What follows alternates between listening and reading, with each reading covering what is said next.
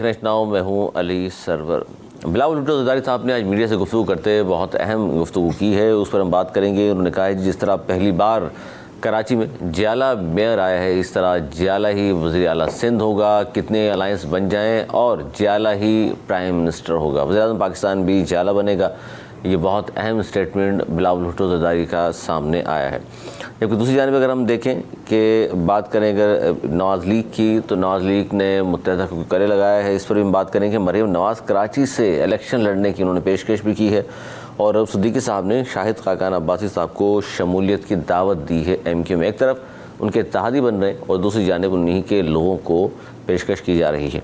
अब ये जो इत्तेहाद नए बन रहे हैं, इस पर भी हम बात करेंगे। और दूसरी तरफ आवाम के लिए एक बार फिर बुरी खबर यह है कि बिजली और गैस एक बार फिर मज़ीद महंगी की जा रही है। और इंटरनेशनल हवाले से गाज़ा पर शदीद बमबारी आज भी जारी रही। इस पर हम बात करेंगे कि ये मामला किस तरफ जाएगा। ख़ासतौर पर उम्मत मुस्लिमा के हवाले से बहुत ज़्यादा सवालात उठ रहे हैं कि जनाब इस पर उम्मत मुस्लिमा के जो किरदार होना चाहिए उनके रहनुमाओं का, वो नज़र क्यों नहीं आ रहा। इस पर हम बात करेंगे। हमारे साथ मौजूद है नवेद ज़ुबैरी साहब, दानिश्वर सीनियर तजज़ियाकार, बहुत शुक्रिया सर आपका। अनीस मंसूरी साहब, मारूफ साहबी तजज़ियाकार, बहुत शुक्रिया सर आपका। सर सबसे पहले आगाज़ करेंगे पाकिस्तान पीपल्स पार्टी और उनकी स्ट्रेटजी। ख़ास तौर पर मायूस नज़र आ रहे थे, लेकिन आज का जो स्टेटमेंट है उस पर बिलावल भुट्टो ज़रदारी साहब ने कहा है जिस तरह जियाला मेयर कराची में आए, जिस तरह जियाला मेयर कराची में आया है, इस तरह CM और PM भी हमारा होगा। बिस्मिल्लाहिर्रहमानिर्रहीम। देखिए, अब इलेक्शन का चांद नज़र आ चुका है और इलेक्शन का माहौल बन चुका है। अब जो बातें होंगी वो इलेक्शन को मद्देनज़र रख के होंगी और वही उनका स्टेटमेंट है।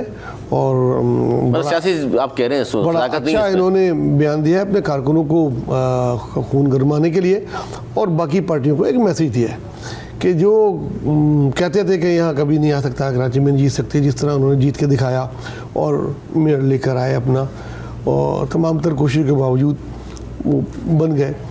और इसी तरीके से उनका दावा है कि CM तो बनता ही पीपल्स पार्टी का है, कोई दूसरा ऑल्टरनेट तो है नहीं, कोई एलियन तो आ नहीं सकते।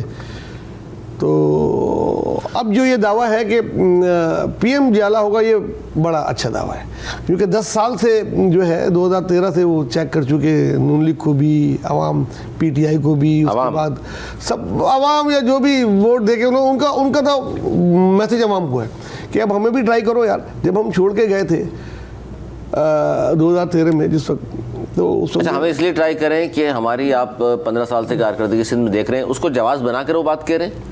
वो बता रहे हैं कि 2013 में जब पीपल्स पार्टी गवर्नमेंट ख़त्म हुई थी तो $26 बिलियन मुल्क में देखे गए थे। उस वक्त तमाम चीज़ें बूम पे थी।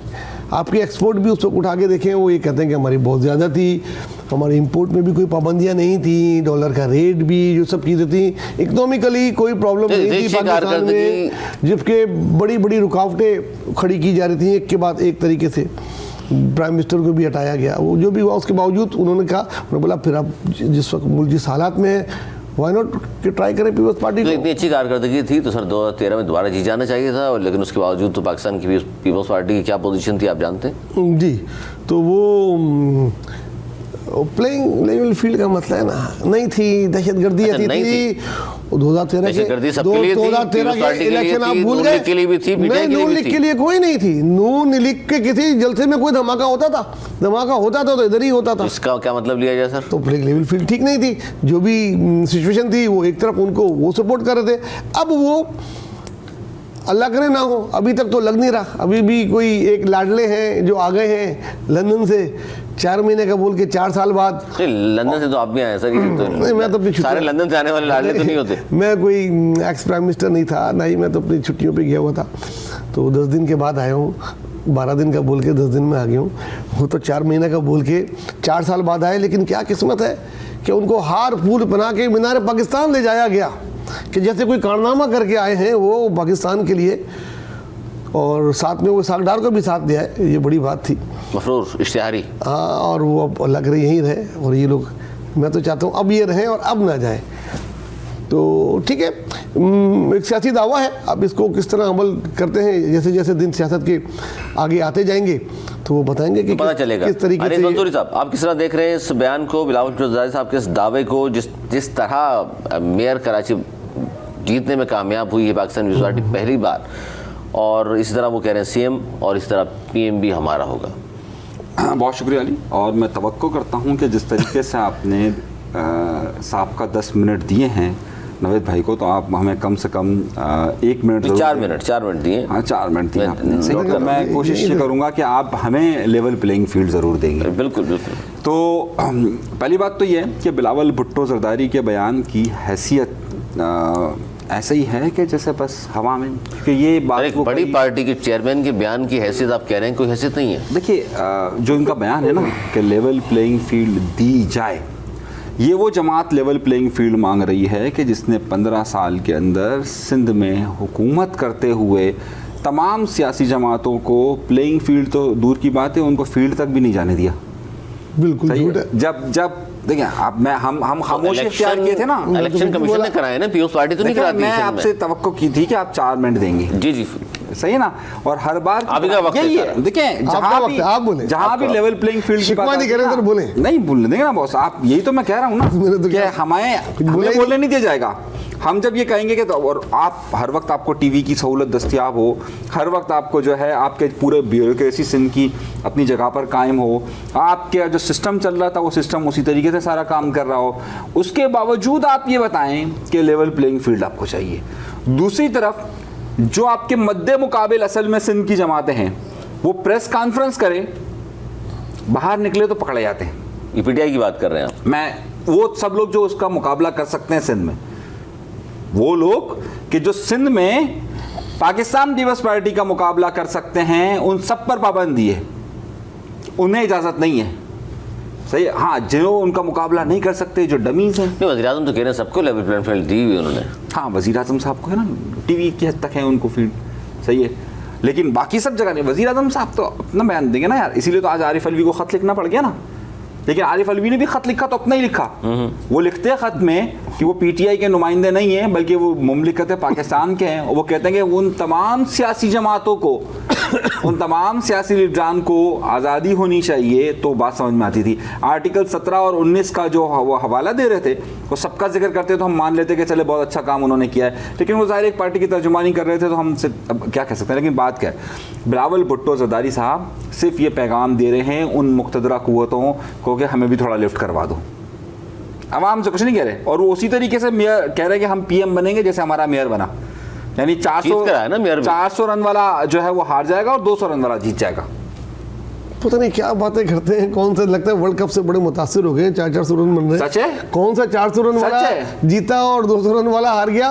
Playing level field PS party मिन्नतें करती रही। 200 वाला तो हार ही जाता है, 400 वाला हार गया, 200 वाला जीत जाता है। एमक्यूएम की मिन्नतें करते रही कि आप आए बल्दियाती इलेक्शन में हिस्सा लें, उन्होंने बिठाया था उनको। पीटीआई को जहां पूरे मुल्क में जब छापे पड़ लेते हैं, पीटीआई के 40 नुमाइंदे यहां से जीते हैं। उनको सदर टाउन कराची का सबसे अहम टाउन तो आपने बात कर दी। सुनने वाले तो ये कह रहे हैं आपने बात सुन लीजिए, अल्ताफ हुसैन को पैसे दिए गए बाइकआउट कराने की, पीपल्स पार्टी ने दिए। पीपल्स पार्टी दे ही ना थे पैसे, वो भी अल्ताफ हुसैन को। यार खुदा का कहाँ यार, वो पैसे आने वाले लोग और क्या पैसे थोड़ी वो आने चाहिए, खुद इकरार कर रहे हैं आने चाहिए। आप कह रहे हैं पीपल्स पार्टी इनको देते होंगे, आने चाहिए ना। देखिए बात सुने, कैसा मेयर का इलेक्शन की बात कर रहे हैं, हमारा दे रहे हैं ना मेयर का। चेयरमैन के लिए खड़ा हो रहा है मुर्तज़ा वहाब, खुद मेयर भी है। ऐसी धांधली आपने कभी देखी है कि मैं अपने लिए खड़ा हो रहा हूँ और सरबराह भी मैं ही हूँ? सिलेक्टेड थे ना, इलेक्टेड बनने के लिए। मतलब अरे भाई, ऐसा कभी इलेक्शन होता है कि मैं मेयर के लिए, चेयरमैन के लिए खड़ा हो रहा हूँ और मेयर में हूँ, उन्हीं यूसीज में मैं काम भी करूंगा और मैं जीत भी जाऊंगा। जाहिर सी बात है, इससे बड़ी धांधली का सबूत जब इलेक्शन कमीशन के साथ मिलकर आप लेवल प्लेइंग फील्ड अपने लिए ले रहे हो। सही है, चेयरमैन के लिए खड़ा हो रहा है, भी बना हुआ है। वाह वाह वाह वाह वाह वाह वाह वाह, चलानी चाहिए थी। देखिए बात सुने, व्हाट लॉस इज, अब उसका कसूर तो नहीं, कानून ये बोल रहा था कि भाई अब वो इलेक्टेड हो, सब सारा शहर ही नारा लगा था ना कि भाई अगर वो जीत गया तब इलेक्शन लड़के ले, तो फिर उसने इलेक्शन लड़ा। अब आप बोल रहे हैं वो इलेक्शन भी लड़े और वो जाए भी नहीं, तो ऐसा भी हो गया था। एक जगह से वो बिला मुकाबला जीत गए, तो उस पर केस कर दिया, बिला मुकाबला कैसे जीत गए, तो जीत गया ना, जो मुकाबला करके देख लो, तो मुकाबला करके भी जीत गए। अब आप कुछ भी कर लें, वो मेयर है भाई। जैसे भी हो, आप देखें, बात यह है कि कभी आपने ऐसा देखा है कि भाई मैं अपने लिए नीचे काउंसिलर चेयरमैन के लिए खड़ा हो रहा हूँ, मैं मेयर हूँ? इस निजाम में कौन जीत सकता है कि जब आपकी पूरी एडमिनिस्ट्रेशन भाई वोट उसने थोड़ी डाले, आवाम ने आगे डाले यार, हजारों वोटों से कोई जीता है, उसके लिए काम कर रही हो एडमिनिस्ट्रेशन। वाह वाह वाह। इसी तरीके का बिलावल भुट्टो चाहते हैं कि पीएम ऐसा बनाया जाए कि सारे आरओज सब पीओस खड़े होकर सलाम कर रहे हो, वहां पर तीर पे मोहर लग रहा हो। ये लेवल प्लेइंग फील्ड चाहिए इनको, यही चाहिए सर पीस पार्टी को। अच्छा, आज सदर मुल्क डॉक्टर आरिफ, चले आगे बढ़ाते हैं सर। आरिफ अलवी साहब ने निगरान वज़ीर आज़म और काकड़ साहब को जो ख़त लिखा है आज, उसमें उन्होंने ये कहा है कि जी एक तो तहरीक इंसाफ के जो बुनियादी हकूक़ हैं, हमवार सियासी मैदान से मुतल्लिक जो ख़दशात हैं उनसे भी उन्होंने आगाह किया है, और उन्होंने ये भी कहा है कि जनाब सबके लिए लेवल प्लेइंग फील्ड भी होनी चाहिए, तमाम सियासी जमातों को हमवार मैदान फराहम करना बेहद ज़रूरी है। अच्छा, इस पर अनीस मंसूरी साहब, आप सिर्फ पीओ पार्टी की बात कर रहे हैं, पीटीआई का भी ये तकाजा है कि लेवल प्लेइंग फील्ड मिलनी चाहिए। हाँ बिल्कुल भी नहीं चाहिए। तो ये सदर साहब ने भी कहा है, पीएसवाईटी भी कह रही है, समथिंग रॉन्ग, कुछ ना कुछ कहीं ना कहीं गड़बड़ है। देखिए हम उस ज़माने से, हम बल्कि कई अरसे से एक बात कहते हुए आ रहे हैं कि इस मुल्क के अंदर इलेक्शन होना चाहिए, सिलेक्शन नहीं होना चाहिए। इमरान खान के मामले में भी हम ये कहते हुए आ रहे थे, और हम आज भी ये कहते हैं कि आज भी अगर आप पहले से ये पहचान कर देते हैं कि जनाब इज़्ज़त माब मोहतरम किबला नवाज शरीफ फ़लाँ फ़लाँ फ़लाँ XYZ जितने अलकाबात आप लगा सकते हैं लगा लीजिए उनके आगे, उनको आप मोतबर बनाकर अगले वज़ीर आज़म के लिए बनाना चाहते हैं, और उनके लिए बाकायदा सियासी जमातों को फ़ोन कर कर आप इत्तेहाद करवा सकते हैं। फ़ोन करके कौन फ़ोन कराता है? आप बात तो मुकम्मल होने दे दीजिए ना मुझे। आवाम, आप सादा आवाम है, उनको समझ में आ जाता है, जो है वो उनको फैसिलिटेट कर सकते हैं, आपके उनके माजी के तमाम गुनाह कबीरा को, गुनाह सगीरा को सारे पे पर्दा डालकर आप कह सकते हैं कि तराजू के पलड़े में उनसे ज़्यादा नेक और पारसा कोई भी नहीं है। तो जनाबे वाला अगर आपको यही करना है तो ज़ाहिर है सबको लेवल प्लेइंग फील्ड मिलना चाहिए। उसी सूरत में जब आप पहले से सबको ये बता रहे हैं कि जनाब वो अगला वज़ीर आज़म होगा, तो बिलावल भुट्टो को, PTI को, अल्ताफ़ हुसैन को, जमात इस्लामी को, जमीयत उलमा इस्लाम को भी वही प्लेइंग फील्ड देते हैं। आपको भी लगता है सर यही हो रहा है? देखिए, होना यही चाहिए कि सबको बराबर का हक होना चाहिए, सबको इलेक्शन कंपेन चलाने का हक होना चाहिए, हर उम्मीदवार को आज़ादी होनी चाहिए, किसी की जमात पे छापे नहीं पड़ने चाहिए, गिरफ्तारियाँ नहीं होनी चाहिए, गिरफ्तारियाँ रुक जानी चाहिए। लेकिन ऐसा हो रहा नहीं है। जो सूरत हाल है, सबको अब तो हर मीडिया, हर चैनल, हर अखबार ये बोलने पे मजबूर है, वो खुद बेचारे फेस नहीं कर पा रहे। नून लीग वाले इतना ज़्यादा लाडला बना दिया है उनको कि अब नज़र ये आ रहा है कि उनको लाडला बना रहे हैं। लेकिन इसका एक नेगेटिव पॉइंट भी है। देखिए, आवाम बहुत बाशऊर है। अब वो 2010-8 नहीं है, 2023 है। उनको नज़र आ रहा है, सोशल मीडिया का ज़माना है, हर एक को नज़र आ रहा है कि क्या हो रहा है क्या नहीं है। ये इनको नेगेटिव जाएगा जब इलेक्शन रिजल्ट आ रहे हैं। ऐसा क्या हो रहा है जिसकी वजह से आप दोनों कह रहे हैं लेवल प्लेइंग फील्ड नहीं? क्या नजर आ रहा है? यार, एक आदमी जेल से गया, वापस आया, अदालतें मौजूद हैं। ये जो नैब का प्रोसिक्यूशन डिपार्टमेंट है, उसमें स्पेलिंग अगर थोड़ी सी टी लगा दिया जाए तो उस डिपार्टमेंट का काम उन्होंने किया आके, और जनाब बिल्कुल ही लेट गए और आगे बोला जी हमें कोई एतराज़ नहीं है और हमारे पास कोई सबूत नहीं है इनके, और वैसे भी इनकी तबीयत ख़राब है तो इनको जेल ना भेजा जाए। ये मतलब ये तो नैब ने तो सर पीयूष पार्टी के दीगर लोगों के साथ भी यही किया ना। जरदारी साहब के मुकदमात हैं, पीयूष पार्टी के बहुत सारे रहनुमाओं के मुकदमात हैं जो भाई वो 2-2 साल कितने साल जेल काटने के बाद through proper channel due course उनकी जमानत हुई है या वो रिहा हुए हैं। ये तो जेल से गए थे 4 महीने के लिए, 4 साल बाद वापस आए। इनको जेल जाना चाहिए था, फिर जाके अगर कोई दरख्वास्त लगाते तो बात थी। और तबीयतें ख़राब है, सियासी जल्द से जुलूस कर रहे हैं और जनाब मीटिंगें कर रहे हैं और जेल नहीं काट सकते। जो जेल में इतने सारे लोग बीमार हैं उनको भी रिहा करो ना। सराज दुरानी साहब जेल नहीं गए, खुर्शीद साहब जेल नहीं गए और हॉस्पिटल में बैठे रहे। खुर्शीद साहब ने 2 साल जेल काटी। घर सर हॉस्पिटल में थे? नहीं, पहला मरीज था जो 2 साल रहा हॉस्पिटल। अरे ये भी हॉस्पिटल में रह लेते ना, जेल से जुलूस तो नहीं करें, इलेक्शन कैंपेन तो नहीं चलाएं, वापस आए। तो आप इसका अदलिया पे सवाल उठा रहे हैं आप? नहीं, मैं बिल्कुल प्लेइंग लेवल फील्ड की उठा रहा हूँ कि ये गलत है। अदलिया पे इसका मतलब है नाइंसाफी कर रही है अदलिया के सामने। वो प्रोसिक्यूशन डिपार्टमेंट आपका जो है वो जो किरदार अदा कर रहा है, बार बार गलत निकल रहा है मेरे मुंह से, तो वो अपना किरदार सही कर रहा है। लेकिन नज़र आ रहा है सबको, बात यह है कि नज़र आ रहा है कि एक आदमी के साथ ये सलूक किया जा रहा है और बाकियों के साथ क्या सलूक किया जा रहा है। एक पार्टी को तो बिल्कुल पंजाब में बांध के रख दिया गया है, वो हर कोई पार्टी को, PTI को, वो आते हैं सर 9 मई के वाक़यात में मुलव्विस हो, रियासत पे हमला करें, कोर कमांडर हाउस पे हमला करें, शोहदा के मुजस्समों की बेरुमती करें, आप कह रहे हैं उसको पकड़ें भी ना, और उसके बाद एक पेज आके पढ़ दें, उसके बाद दूसरी पार्टी में वो शामिल हो जाए तो वो बरी। तो वो कहीं ना दबाव है हम पर, वो क्यों नहीं कह रहे? भाई वो कैसे कहेंगे दबाव? कभी किसी ने कहा है? मगर आवाम को तो नजर आ रहा है, सामने आकर नजर आ रहा है, मुझको नजर आ रहा है, तो उनको नजर नहीं आ रहा। तो सबको सब कुछ नजर आ रहा है। तो ये इतना नहीं करें, प्लेइंग लेवल फील्ड ये नहीं होती। अगर इलेक्शन इस तरह कराएंगे, मैं बता दूं, कोई भी नहीं मानेगा फिर बाद में। ये नुकसान कर रहे हैं अपना। अच्छा जी, एक तरफ ये है और दूसरी जानिब जरदारी साहब ने कहा कि जी पीटीआई की जो इक़्तिदार था या हुकूमत थी वो हमने अवाम के लिए हटाई, इक़्तिदार के लिए नहीं हटाई। सर, ये जो 16 माह हुकूमत इन्होंने की और घर भेजा अदम एतमाद के ज़रिए पीटीआई की हुकूमत को, और 16 माह में महंगाई में मज़ीद इजाफा किया है उन्होंने। खान साहब गवर्नमेंट गई 13% महंगाई थी, जब इनकी गवर्नमेंट 16 माह की ख़त्म हुई है तो 29% महंगाई पे उन्होंने छोड़ा है। इस तरह डॉलर को ले लीजिए, दीगर चीज़ों को ले लीजिए, सब महंगाई में इजाफा हुआ। और जब खान साहब गए तो 17 अरब डॉलर बैंक में मौजूद थे, जबकि अब ये गवर्नमेंट जब गई है 16 माह की तो 10 अरब। तो सर क्या फ़ायदा क्या हुआ इनके 16 माह उनको हटाने का और इनके आने का? देखिए, आपने 2 सवालात पूछे हैं। पहला सवाल जो है वो आपका यह है कि ज़रदारी साहब ने ये कहा इक़्तिदार के लिए नहीं, अवाम के लिए हटाया। अवाम के लिए आया था, वो बिल्कुल ठीक है। वो जो कह रहे थे कि हमने नहीं किया और हुक्मरानों ने, जो वो लोग थे, उन्होंने सारी महंगाई की। असल में 4 मुल्क के दौरे रह गए थे।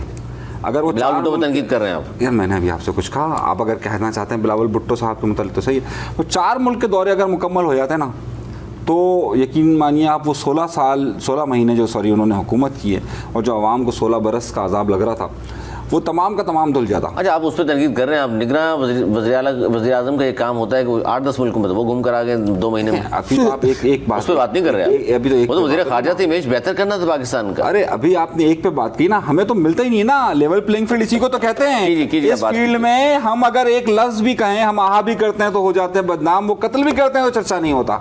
नहीं, अगर हम सिर्फ ज़रा सी बात करें तो आप फ़ौरन कहते हैं कि जनाब रुक जाइए, सही, और वो कहें तो कोई मसला नहीं है। सवाल वो कुछ पूछ रहे हैं, बात कर रहा था, आपकी सुई बिलावल पे अटकी हुई है, तो भाई वो क्या करें? आप ऐसा कीजिए, बिलावल को ज़रदारी साहब से अलग, आप बिलावल के लिए सवाल करें, ज़रदारी साहब का सवाल नहीं करें। सवाल बिलावल का करें। कह रहे ज़रदारी साहब को आप ऐसा कीजिए कि ज़रदारी साहब को हटा दीजिए वहाँ से और कहिए ये अलग पार्टी, ये अलग पार्टी, फिर हम बात कर लेंगे भाई उस पर। भाई जब दोनों एक ही जमात है, दोनों बाप बेटा हैं, तो हम ज़ाहिर है बात तो करेंगे। नहीं, लेकिन दोनों की सियासत अलग अलग है। आपने देखा होगा पिछले दिनों क्या बयान आया था बिलावल साहब का और ज़रदारी साहब का।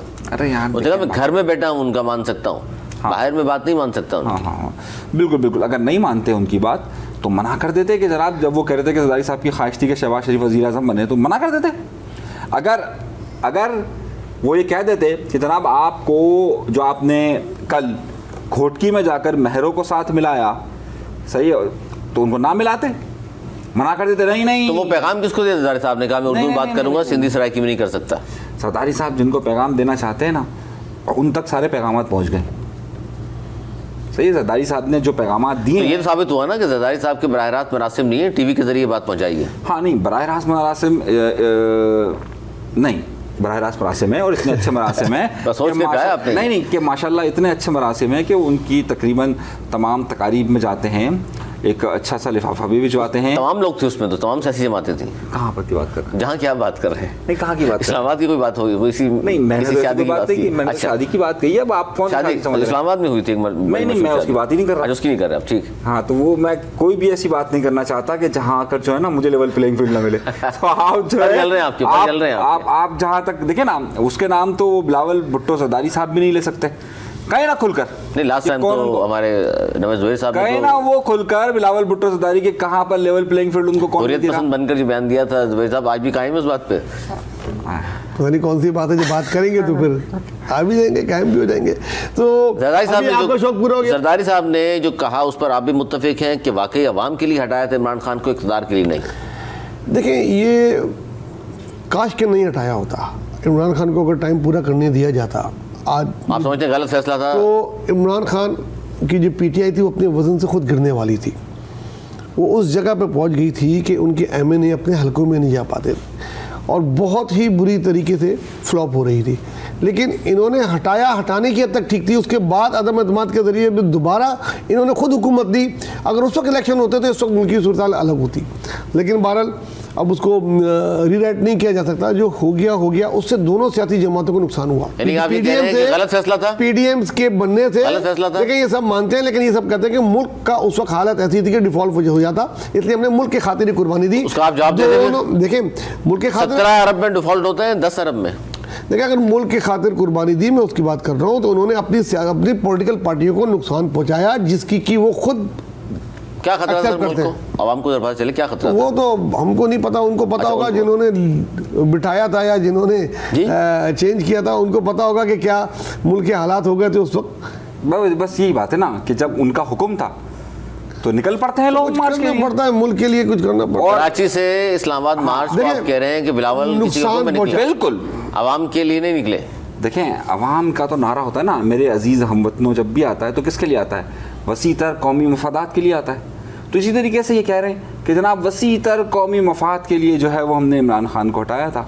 यानी यही बात कह रहे हैं ना। दर हकीकत बात यह है अली कि इस बात को समझने की ज़रूरत है, ये तमाम सियासतदान अपने मफादात के लिए दूसरी तरफ अपनी मुक़्तदरा क़ुव्वतों के साथ हाथ मिलाते हैं। हाथ मिलाने के बाद वो इक़्तिदार तक आते हैं, और जब अगर उन्हें हालात और वाक़यात ज़रा पीछे धकेलते हैं तो उनको शिकायतें शुरू हो जाती हैं। लेकिन ये तारीख रही है, पाकिस्तान पीपुल्स पार्टी का कहा जाता है vote bank anti establishment vote bank है। सर ये तो दुरुस्त है ना? देखिए, अभी भी उनका ही है, आपको साफ नज़र आ रहा होगा कि कौन लाडला है, कौन नहीं है, कौन बी टीम का किरदार अदा कर रहा है और कौन नहीं कर रहा। उस वक्त भी जब शहबाज शरीफ को वो ऐसी पिक्चर दिखाई गई कि भाई चाइना ने ये कर दिया है, सऊदीया ये कर रहा है, अमेरिका ने ये कर दिया है, एक वज़ीर आज़म ने एक मुल्क के खिलाफ ऐसे ऐसे इल्ज़ाम लगा दिए थे कि मुल्क आपका हर रोज़ उसमें जा रहा था। तो कुछ ना कुछ तो करना था। बहरहाल करने के बाद उनको, दोनों पॉलिटिकल पार्टी को उसका नुकसान हुआ PDM बनने से, लेकिन बकौल उनके कि मुल्क की खातिर करना पड़ता है। मुल्क की खातिर, मुल्क के वसी तर मफाद में चले, उन्होंने कर लिया। अच्छा, अब जो नई डेवलपमेंट्स हो रही हैं उस पर थोड़ी सी बात कर लेते हैं। ख़ासतौर पर गुज़िश्ता रोज़ जो MKM पाकिस्तान के वफ़द ने लाहौर जाकर नवाज शरीफ से मुलाकात की और उसमें साथ चलने का फ़ैसला किया, साथ मिलकर इलेक्शन लड़ने का जहाँ फ़ैसला किया, वहीं 6 रुकनी कमेटी कायम कर दी है और ये भी कहा है कि सिंध में बड़े इंतखाबी अलायंस पर भी हम गौर कर रहे हैं, 10 रोज़ में हतमी तजवीज़ दे देंगे। इसमें अनीस मंसूर साहब पहले आप बताइए कि इस इत्तेहाद से दोनों पार्टियों को क्या फ़ायदा पहुँचेगा, ख़ासतौर पर सिंध की अगर मैं बात करूँ? हाँ, दोनों पार्टियों को कोई फ़ायदा नहीं पहुँचेगा। इत्तेहाद का मकसद ये तो इत्तेहाद सिर्फ दिखा रहा है ना, हमारे पाकिस्तान में उस पार्टी के दोस्तों को दिखाने का है कि जनाब देखें हम आ रहे हैं, हमने इनको साथ मिला लिया। लेकिन ये इत्तेहाद सिंध के इंतखाबी मामलात के लिए 0+0+0 है। इससे कोई फ़ायदा नहीं होगा? कोई फ़ायदा नहीं होगा। देखिए, अगर हम वोट बैंक की बात करें तो MKM का वोट बैंक कहाँ पर है? सिंध के शहरी इलाकों में। अगर हम पाकिस्तान मुस्लिम लीग नून के वोट की बात करें तो कहाँ है? सिंध के शहरी इलाकों में। मतलब देही इलाकों में तो बिल्कुल नहीं है ना। सिंध के शहरी इलाकों में MKM का वोट बैंक जो है वो उर्दू बोलने वालों में है, जबकि पाकिस्तान मुस्लिम लीग नून का जो वोट बैंक रहा है वो हमेशा उन जगहों पर रहा है कि जहाँ पंजाब से आने वालों का रसूख रहा है या वो इलाकों में पंजाब से आने वाले लोग रहते हैं। उन्होंने कभी भी MKM को वोट नहीं दिया और MKM वालों ने कभी भी उनको वोट नहीं दिया।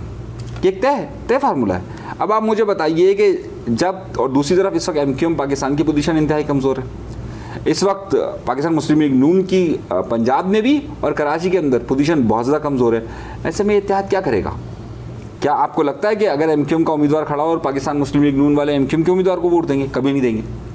अपनी पार्टी कायद के कहने के बावजूद भी। कौन सी पार्टी का कायद? दोनों पार्टी इसके? नहीं, देखें यहाँ पर कोई ऐसा नहीं है सिलसिला, कोई पार्टी का कायद नहीं है।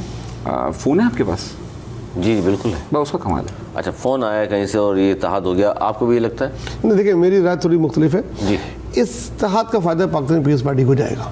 इस इत्तेहाद का नुकसान नहीं है? नुकसान नहीं, पीपल्स पार्टी को फ़ायदा होगा। जो एंटी नून लीग और एंटी MKM वोट होंगे अब वो पीपल्स पार्टी को पड़ेंगे। इन लोगों ने जो है वो कहते हैं नादान दोस्त का किरदार अदा किया, लेकिन बड़ा अच्छा किया है और वो कर लिया है तो उसका फ़ायदा जाएगा। ये बेसिकली बात है। देखिए, अगर पंजाब में MKM और नून लीग का मुआहदा हो जाए तो कोई फ़र्क पड़ेगा नून लीग को? इसी तरीके से यहाँ भी कोई फ़र्क नहीं पड़ना। ये इस किस्म का एक मुआहदा हुआ है जिसका का फ़ायदा इन्हीं को ही जाएगा। और दूसरा, वो अपनी एक सीट और मरियम नवाज को ऑफर कर रहे हैं जिसपे मुस्तफ़ा कमाल मेरे ख्याल में पिछले 5-6 महीने से एक ही हल्के पे काम कर रहे थे, सुबह शाम। पता नहीं उस मस्जिद में जितनी जुम्मे की नमाजें उन्होंने पढ़ी हैं शायद उधर के इलाके वालों ने भी नहीं पढ़ी होंगी। अब वो नहीं, तो अगर MKM मरियम नवाज को यहाँ सपोर्ट करती है तो फिर भी नहीं मानते आपके फ़र्क पड़ेगा? क्या फ़र्क पड़ेगा? देखिए, वो पंजाब से लोग तो नहीं आके वोट देंगे ना। वहाँ पहले PTI जीती थी, उसके बाद जब री-इलेक्शन हुए तो पीपल्स पार्टी मंजूर खिल साहब जीत गए। नहीं, वाडवा जब जीता था तो शहबाज शरीफ साहब का उनका बड़ा टक्कर का मुकाबला था, चंद सौ वोट का फर्क था। वो टक्कर के लोग थे ना। हाँ। अब वो सूरत हाल नहीं है। अब ना वो वाडा है, और जो वाडा अगर दोबारा तो लड़ नहीं सकता, शायद लड़े, नहीं उसकी भी ख्वाहिश है, वो लड़ेगा लड़ने तो की। जीत जाएगा। अगर बहरहाल वोट बैंक है उनका। देखिए वोट बैंक यार, वोट बैंक उसका कहाँ है, फोन है ना आपके पास। उसका वोट बैंक नहीं, उसका बैंक बड़ा मजबूत है, लेकिन आवाम से वोट देना होता है। देखिए 2-4-5 हज़ार का, मेरे अभी भी एक सियासी कारकुन के हैसियत से इस बात की मुझे यकीन है कि ये जितने भी सिलसिले होते हैं ना, ये सिस्टम बैठता है या उठता है, ये 5 से 10 हज़ार वोट तक कवर कर सकता है। जब 50-50 हज़ार वोटों का फर्क होता है तो ये कोई वो कवर नहीं हो सकता। वो नहीं हो सकता। अच्छा सर, ये एक तरफ तो सियासत है, दूसरी जानिब अगर मैं बात करूं पाकिस्तान स्टॉक एक्सचेंज की, तो 100 इंडेक्स के 2 नए रिकॉर्ड बन गए हैं। जहां हम इतने की बात कर रहे हैं, वहाँ अच्छी खबरें भी हैं कि तारीख की बुलंद तरीन सतह की रकम और पहली बार 54,000 से ऊपर कारोबार के इख्तिताम हुआ है। एक तरफ तो ये स्टॉक एक्सचेंज बहुत ज़बरदस्त जारी है जी, 2 नए रिकॉर्ड बन गए हैं। दूसरी तरफ डॉलर जो रिवर्स हो रहा था, बकौल जुबैरी साहब के लास्ट प्रोग्राम में उन्होंने किया था कि डॉलर 250 तक आएगा, देख लीजिए अब डॉलर 280 पर आकर वापस जाना शुरू हो गया, आज 288 पर है। सर स्टॉक एक्सचेंज में बेहतरी, डॉलर मज़ीद ऊपर जा रहा है, ये क्या सिचुएशन है, इसको थोड़ा समझाइएगा। देखिए जो मेरी बात हुई है कुछ इकनॉमिस्ट से, जो मैं भी देख रहा हूँ, उसकी वजह है ये जो डॉलर ने थोड़ा सा ब्रेक लगाया है, बहुत थोड़ा बढ़ रहा है, जो 322 से नीचे आके 285-86 तक आया है। ये इस वक्त IMF आई भी है आपके यहाँ, और उसकी बड़ी नज़रें हैं कि जी डॉलर कैसे आया था। अब उनके होते हुए तो जब पुलिस आ जाती है तो आप देखते हैं ना इलाके में काम वाम जो बहुत सारे होते हैं वो बंद हो गए होते हैं। तो ये दिखाने के लिए मेरे ख्याल में जब IMF वापस चली जाएगी, जब ये किसका मसला हल हो जाएगा, तो ये वापस डॉलर अपनी जगह पर आएगा, डंडे से नहीं रुकेगा। डॉलर की असल कीमत 200, मैं अभी भी उस पर कायम हूँ, असल कीमत पाकिस्तान में 250 से भी कम है। अगर आप ओपन करके मार्केट करें, अगर उसमें सट्टाबाजी ना हो, लोग खरीद के जमा ना करें, तो उससे फ़र्क पड़ेगा। और stock exchange, yes stock exchange में बेहतरी आती है तो क्या असर पड़ता है सर? बेहतरी आती है, वो उसमें भी चंद लोगों को फ़र्क पड़ता है, चंद कंपनियों को फ़र्क पड़ता है, ये किसी वक्त भी ये गिरा देते हैं। कारोबारी हज़रात को सिर्फ फायदा है इसका? हाँ, इससे किसी आप मुल्क की तरक्की का आप पैमाना नहीं आप कर सकते। डॉलर कम हुआ है और गोल्ड कम हुआ है, तो लोगों ने पैसा उसमें लगा दिया। पैसा तो है उनको कहीं ना कहीं तो लगाना है, वो स्टॉक में खेल रहे हैं। आप क्या कहेंगे सर इस पर? सट्टा है दोनों जगह, दोनों का सट्टा है, दोनों का सट्टा है। और डॉलर का जो जुबैर साहब भी फरमा रहे हैं कि जी 250 तक आएगा, ये तो सिर्फ IMF की वजह से थोड़ा सा ऊपर चला गया। नहीं आएगा 250 तक। देखिए हमने अभी तक, अगर आप अपना ज़रा सा हम अपनी मईशत को देखें, तो हमारा जो बजट खसारा है अभी तक वो कम होने का नाम नहीं ले रहा। FBI ये दावा कर रहा है कि जो पिछली सहमाई गुजरी है उसमें उन्होंने रिकॉर्ड 62 अरब रुपए का ज़्यादा कलेक्शन किया है। लेकिन अगर आप बजट खसारे को देखें तो हमें अभी भी जो हमारे पास बकाया, हमारे पास 9 महीने रह गए इस मालियाती साल के, इसमें हमें अभी भी करीबन कोई 17 अरब डॉलर देना है, 17 से 18 अरब डॉलर की हमें कर्ज देना है। आज भी स्टेट बैंक की तरफ से जो बयान आया है और आज जो हमारी वजारत ख़जाना है वहाँ से भी जो स्टेटमेंट आया है, उनका कहना यही है कि अभी तक हम मुश्किलात से नहीं निकले, हमारी प्रोडक्शन इतनी ज़्यादा नहीं है, हमारी एक्सपोर्ट अभी तक इतनी ज़्यादा बड़ी नहीं है। इस सूरत हाल में 240 या 250 तक आना तकरीबन इस सूरत हाल में अभी तक में नामुमकिन है कि जब तक ज़ाहिर है हमें कर्ज बहुत ज़्यादा देना है, हमें डॉलर की किस्तें बहुत ज़्यादा देनी है, डॉलर में देनी है ज़ाहिर है, और फिर हमारे पास प्रोडक्शन लेवल भी हमारा इतना ज़्यादा नहीं बढ़ा और बजट खसारा हमारा बढ़ रहा है। इस सूरत हाल में मैं नहीं समझता कि हम किसी तौर पर भी, क्योंकि जैसे देखिए होता ही है कि हमारे पास जैसे ही डॉलर आ रहे हैं वैसे डॉलर निकल रहे हैं, और वो निकल कहाँ रहे हैं, हमारे पास कर्ज में या सूद में देने में। तो हमारे जो ख़जाना है वो बन नहीं पा रहा और ना हमारे पास डॉलर जो है वाफिर मिकदार में जमा हो पा रहा है, जिसकी वजह से ज़रा सा प्रेशर आता है। देखिए ये दिसंबर नवंबर का महीना है, इस वक्त जो है वो बहुत सारी जगहों पर बाइंग हो रही है, ख़ासतौर पर इम्पोर्ट बहुत ज़्यादा हो रही है, हमें कर्ज भी देने हैं। इस सूरत में हमारे पास डॉलर पड़ गया है कम, और जब डॉलर कम पड़ गया तो फिर ज़ाहिर है ब्लैक मार्केटिंग शुरू हो जाती है। हम अभी तक उसको उस तरीके से रोक नहीं पाए, तो मेरा नहीं ख्याल कि हम इस एक साल के अंदर, अगले एक साल के अंदर हम इसे 240 या 250 तक ला सकेंगे, ये मुमकिन नहीं है। बिजली गैस की कीमतों में इजाफा, डॉलर ऊपर जा रहा है, महंगाई में मज़ीद इजाफा हो रहा है, तो ये कैसे रुकेगा? क्या इसको सिर्फ नज़रअंदाज कर दिया जाए और ये सोचा जाए जिस तरह तमाम सियासी जमातें कह रही हैं जी इलेक्शन होने दें, अगर हमारी गवर्नमेंट आ गई तो ये महंगाई, गुर्बत, बेरोज़गारी में इजाफा नहीं होगा बल्कि कम होगा, गैस बिजली की कीमतें भी हम कम करेंगे? सर ये हो सकता है वाकई यही बात है कि नई गवर्नमेंट आएगी तो ही कीमतें कम होंगी, या ये भी सिर्फ एक शराब है दिखाया जा रहा है जो लोगों को? देखिए मेरी तो समझ में नहीं आ रहा कि अब किस तरीके से ये बिजली की कीमतें बढ़ाएंगे। पेट्रोल में ख्याल में 100 रुपये से ऊपर सस्ता हुआ है पिछले 1.5 महीने में। नहीं 52 रुपये एक दफ़ा नहीं, 40 रुपये एक कम हुआ, 18 एक कम हुआ, नहीं 52 रुपये टोटल, 40-60% जितने भी वो कम हुआ, इतनी बिजली की कीमतें कम होनी चाहिए ना। जैसे नहीं कहता वो, पन्ना साहिल सही बात है। तो वो जब बैक डेट से लेते हैं ज़्यादा, तो ये बैक डेट से कम होनी चाहिए। अगर इस पे गौर करें, गैस की कीमतें जितनी बढ़ानी थी वो बढ़ा दी, अब मज़ीद बढ़ाने की गुंजाइश है ही नहीं। और जब से अफगानिस्तान की स्मगलिंग रुकी है तो काफ़ी चीज़ें की कीमतें कम हुई हैं। चीनी की कीमत 100-200 के करीब चली गई थी, 140-145 पे आ गई है। जानवरों की कीमत कम हो गई है। जो जो चीज़ें स्मगल होकर जा रही थी वहाँ पे, वो सब चीज़ें, आटा सस्ता हुआ है। अब ये वापस महंगाई किसी की फरमाइश पे हो रही हो कि आप बढ़ा दें, हम आके कम करेंगे, तो अलग बात है। मुझे मज़ीद महंगाई की गुंजाइश नज़र नहीं आ रही। जब डॉलर कम हो गया आपका, पेट्रोल कम हो गया आपका, अफगानिस्तान से स्मगलिंग आपने रोक दी, आप एक्सपोर्ट आप कह रहे हैं हमने डबल कर दी, और आपने रिकॉर्ड, अभी कितने महीने बाकी हैं, आपने ना सिर्फ अपना टारगेट, 90 रोज रह गए इलेक्शन में, अपना टारगेट उसका कलेक्शन का, टैक्स कलेक्शन का, वो पूरा कर चुके हैं, और अभी कई महीने बाकी हैं। आप वो कह रहे हैं डबल से भी ऊपर लेके चले जाएंगे, फिर किस चीज़ की महंगाई बढ़ा रहे हैं? ये तो बड़ी हैरानकुन बात है। क्या वजूहात नजर आ रही है आपको निस्बत थोड़ी सा? देखिए, वजूहात बहुत सामने है। मैंने आपसे कहा कि हमारा बजट खसारा अभी भी पूरा नहीं हो रहा है, और हमारा बजट खसारा बहुत ज़्यादा है। हमें इस साल 23 अरब डॉलर देने थे, हमने अभी तक से 5-6 बल्कि 3.5 अरब डॉलर अब तक दिए हैं। 18.5 अरब डॉलर हमें अभी देना है। सही, हमारी टोटल एक्सपोर्ट 25 अरब डॉलर है हमारे पास टोटल। अगर आप देखें तो हम सारा अगर कर्ज उतार देते हैं तो उसके बाद सिर्फ 2 अरब डॉलर में हमें पूरा मुल्क चलाना है, जो नामुमकिन बात है। तो उसके लिए हमें बड़े पैमाने पर हम टैक्स यहाँ पर नफाज कर रहे हैं, बड़े पैमाने पर हमारे यहाँ पर हम कर्ज लेने की तरफ जा रहे हैं। एक्सपोर्ट हमारे पास हो नहीं रही, प्रोडक्शन हमारे पास लेवल इसका कुछ भी नहीं है।